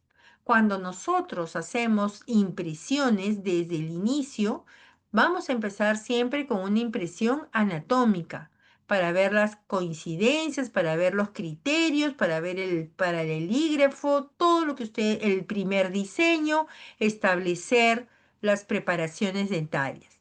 Ahí tomamos una impresión anatómica regular con las indicaciones que requiere esto, con alginato, no con elastómero, porque siempre, ay no, que no quiero, que se mancha, que no sé qué, que no es posible, ¿ya? Hoy en día la tecnología nos favorece que el escáner y que de ahí hago el modelo de estudio, el modelo de flujo. Ya, eso ya va a depender de los presupuestos de cada quien, pero lo convencional es un buen alginato, una buena mezcla, con máquina, sin máquina, una buena impresión, un buen vaciado, con un buen yeso. Y cuanto más en la funcional, en la definitiva. Con los modelos obtenidos, hacemos, como dijimos, la impresión diagnóstica, hacemos una copia de un segundo modelo que nos queda de referencia como modelo inicial, porque a este modelo lo vamos a garabatear, a pintarrajear, a todo, a destruir. Entonces, siempre tiene que haber dos modelos. Listo esto, hacemos la preparación dentaria ¿no? Ya las piezas, ¿no? Según los diseños que se han establecido. Y hacemos una impresión de esta parte, ¿no? Inclusive si es una arcada, hacemos una cubeta primaria, si es lo más recomendable para extremo libre, hacemos una cubeta primaria para proteger la zona de los dientes anteriores y tener una copia de los dientes de la zona edéntula. ¿Por qué? Porque aquí vamos a usar otro material de impresión, hay que hacer un sellado periférico también. No, pero que doctora, que solamente vamos a hacer la placa base y después vamos a hacer perdón, la estructura metálica y que después vamos a hacer la impresión funcional. También es posible, ¿no? Pero lo ideal es que nosotros hagamos más precisa la impresión.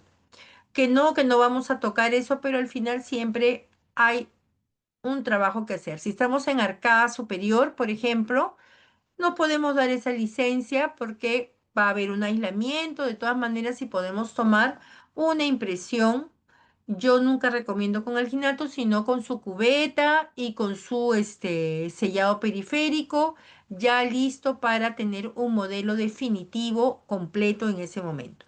Pero para la arcada inferior sí hay que hacer un paso adicional porque estamos hablando de un tejido blando unilateral por cada zona y que requiere un aislamiento más individualizado. ¿Cómo así?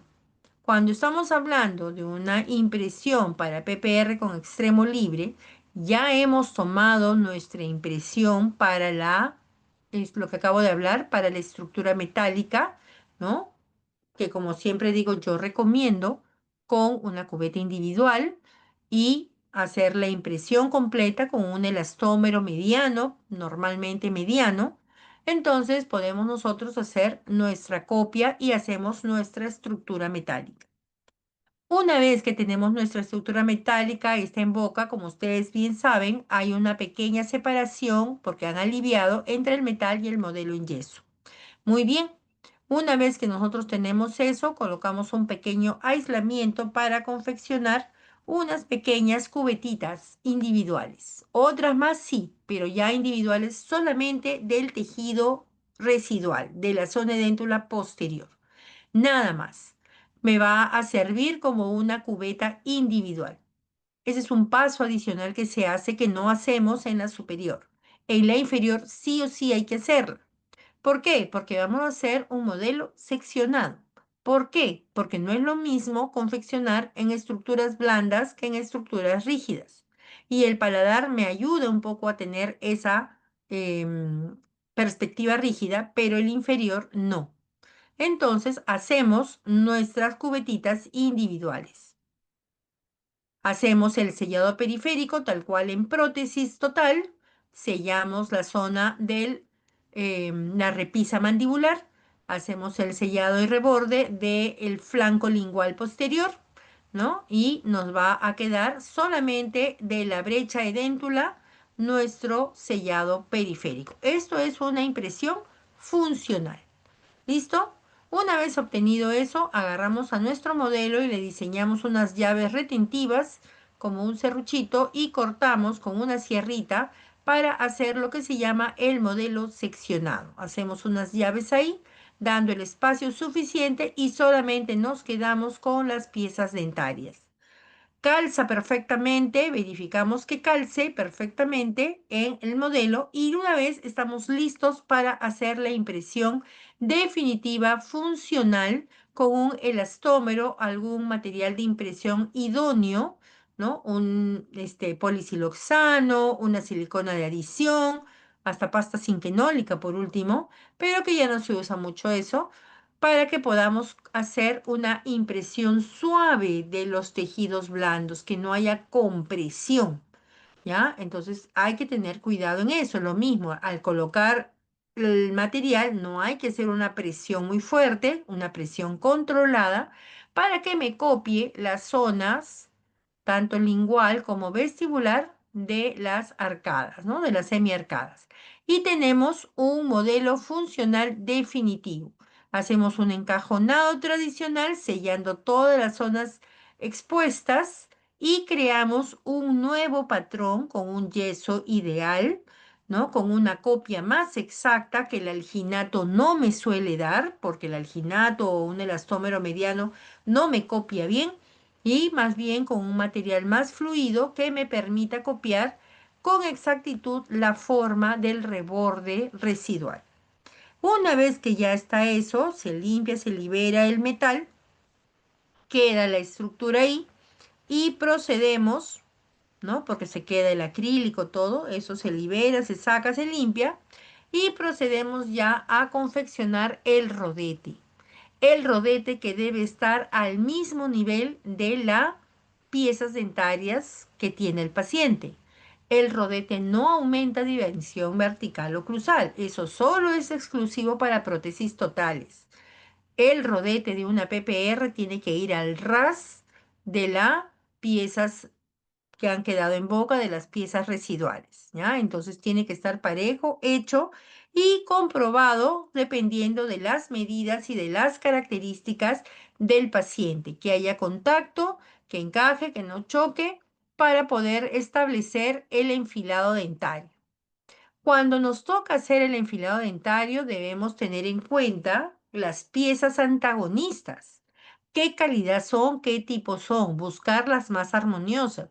Si hay un desgaste por bruxismo o atrición o lo que sea, buscar anatómicamente las que se parezcan, nunca muy anatomizadas, porque es un paciente que no ha tenido dientes, por lo tanto ha funcionado sus otros dientes, criterio de oclusión, ha trabajado con sus otros dientes más de la cuenta. Acuérdense, oclusión mutuamente compartida. Por lo tanto, no puedo pretender colocarle unos dientes con una anatomía de jovencito cuando ya hay un desgaste fisiológico porque ha estado usándolas en reemplazo de las que no están. ¿Ya? Entonces, mucho criterio siempre en el momento de la elección de una pieza dentaria. La prueba en el paciente. El paciente tiene que probarlo y sentir que encaja bien, que no le molesta, que puede hacer los movimientos extrusivos, bordeantes, para verificar que no haya ninguna traba y que no haya ninguna zona que pueda expulsar a la prótesis, ¿ya? Entonces, estas consideraciones son muy importantes. Y finalmente, tenemos la secuencia de diseño de una PPR. En esta pregunta les planteo cuál es la secuencia normalmente realizada para hacer un diseño en PPR. ¿Empezamos con los conectores mayores y después los retenedores? ¿O empezamos con los apoyos, después los retenedores y conectores menores? ¿O empezamos con el conector mayor y después los apoyos? ¿O empezamos con los apoyos, o no importa por dónde comencemos? ¿O empezamos por la placa proximal? ¿Cuál creen ustedes que es el orden? Porque tiene que haber un orden para colocar nuestras estructuras, nuestros componentes. Muy bien, agradecemos acá a todos los doctores que están participando activamente. Muchísimas gracias. La doctora Jimena, la doctora Jen, la doctora Astrid. Gracias por su participación. A la doctora Rebeca, a la doctora Berta.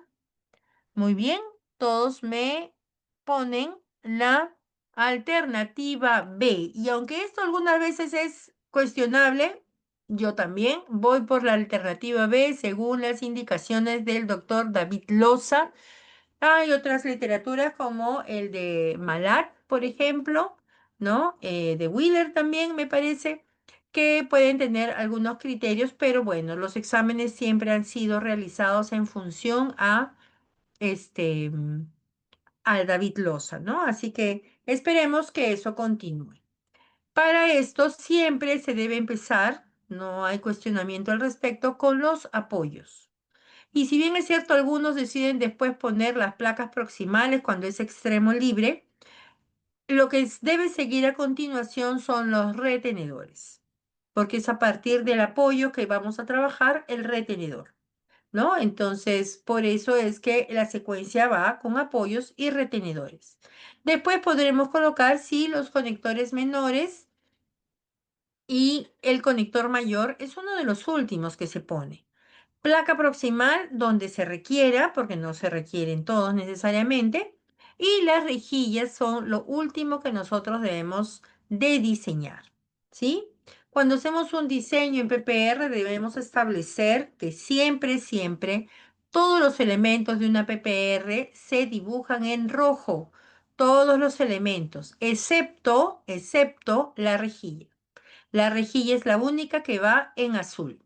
No va negro, no va marrón, no va verde. Verde es para apoyos cuando se hace diseños tentativos, ¿ya? Por ejemplo, en el modelo de trabajo, usted va a definir dónde va a ir su apoyo, lo pinta en verde. Pero cuando ya lo va a mandar al laboratorio, se pinta en rojo, como ustedes pueden ver en el diseño.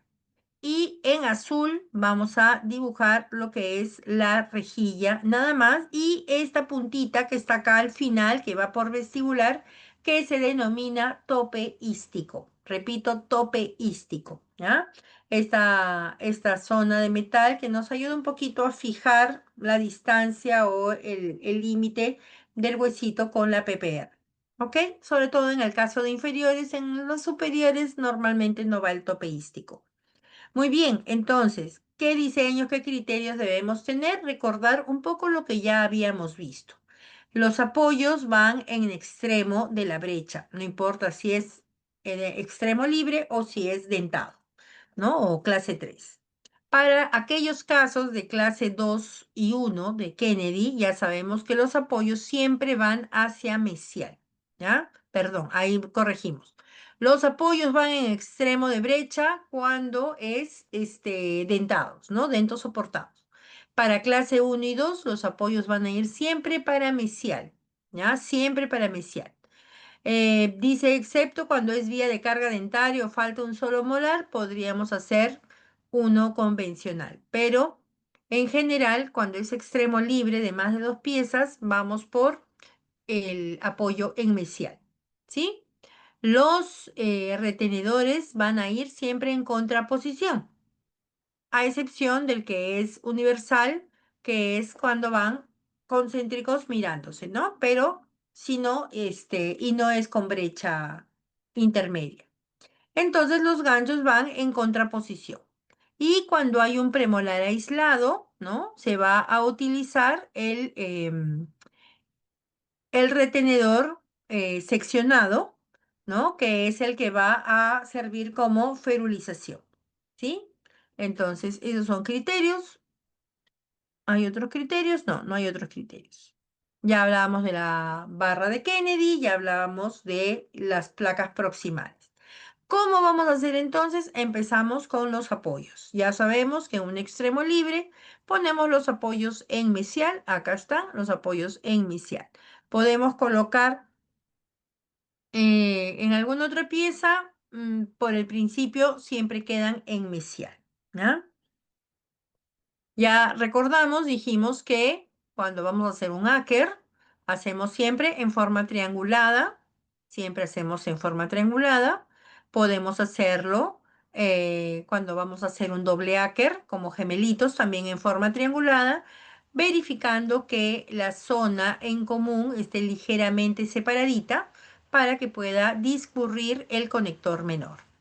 O si tenemos para el retenedor seccionado, podemos tener como duplos nuestros dos apoyos o lechos, mejor dicho, para decirlo con propiedad, nuestros lechos, ¿no? Adecuadamente en forma triangular todos ellos. Trabajamos utilizando una fresa de diamante redonda, mediana, para poder hacer el diseño.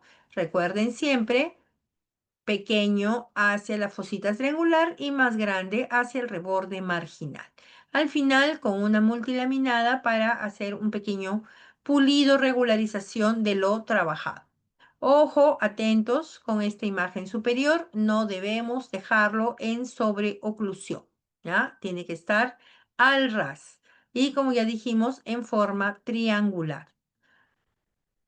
Cuando los casos son, perdón, cuando los casos son, vamos a usar un áquer o alguno otro circunferencial, ¿sí?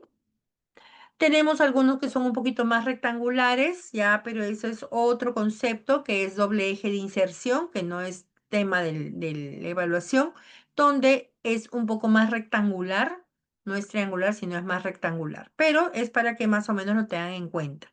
La profundidad, ya lo habíamos hablado, 1,5 milímetros como máximo para no generar dolor, 2,5 milímetros como máximo de distancia dependiendo de la pieza que estemos trabajando y un poquito de concavidad aproximadamente de 90 grados para que 80-90 grados para que podamos tener cierta convexidad en la profundidad de nuestro lecho, ¿ya? No es plano como clase 1 de Black, es ligeramente como conveadito, como curvo.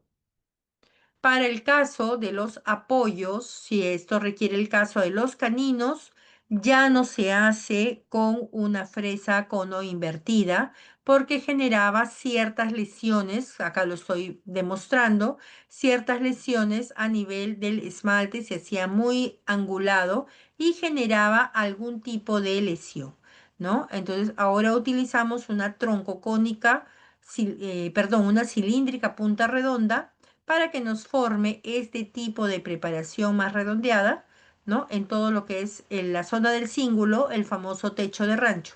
Y lo hacemos paralelo al eje, a la pared del diente, ¿no? No, ya no se hace a través, como se hacía con estas fresas, porque nos genera ángulos. Esto ya no se utiliza porque se hace mucho desgaste, no era lo más apropiado.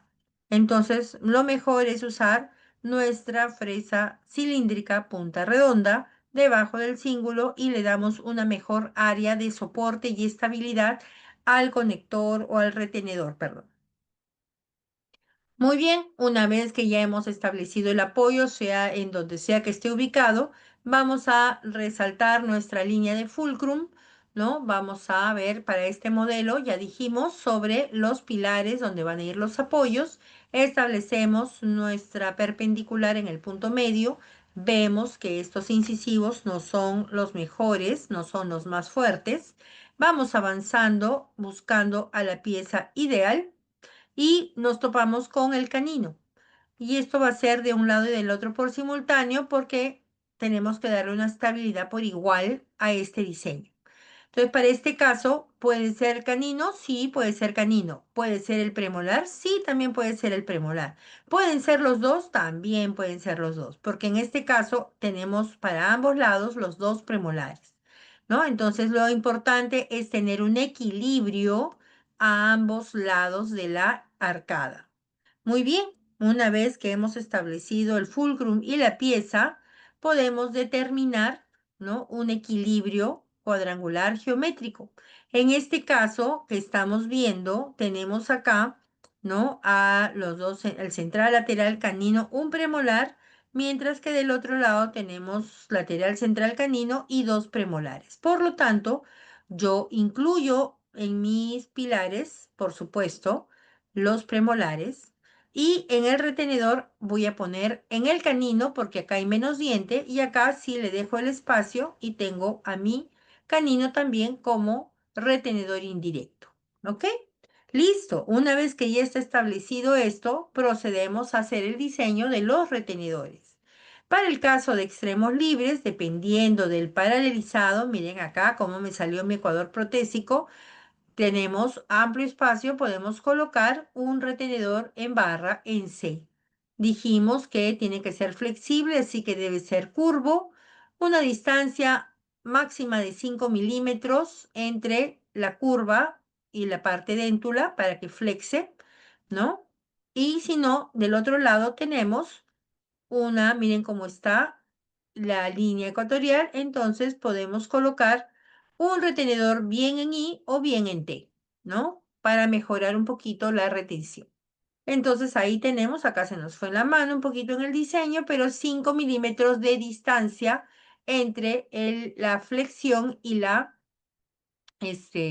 el reborde. No debe ser tan largo ni tan extendido. Pregunta entonces que se hizo y que siempre se hace en los exámenes. Si se desea diseñar una barra lingual en una prótesis parcial removible, la distancia que debe existir de la línea del reborde gingival de los incisivos centrales a la parte superior del frenillo lingual es 8 milímetros, 6 milímetros, 2 milímetros, 4 milímetros o 3 milímetros, ¿no? Acá nos habla del reborde gingival y de la parte superior del frenillo, o sea, prácticamente es todo el reborde. Acá, gracias a los doctores que me han respondido,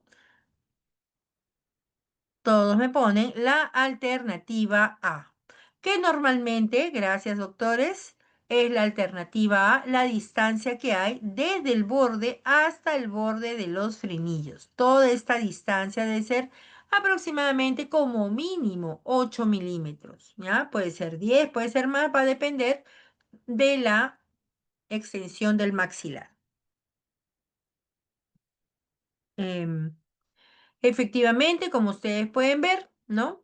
El diseño de la barra hasta el borde debe ser aproximadamente, ¿no? El diseño de la barra con el surco muco lingual en un ancho no menor de 4 milímetros, ¿no? Entonces, es lo que debemos buscar, como ustedes pueden ver, ¿no? Desde el borde desde el borde gingival hacia el borde superior 4 milímetros, un ancho de 4 milímetros y un par de milímetros hasta el surco mucolingual, ¿no?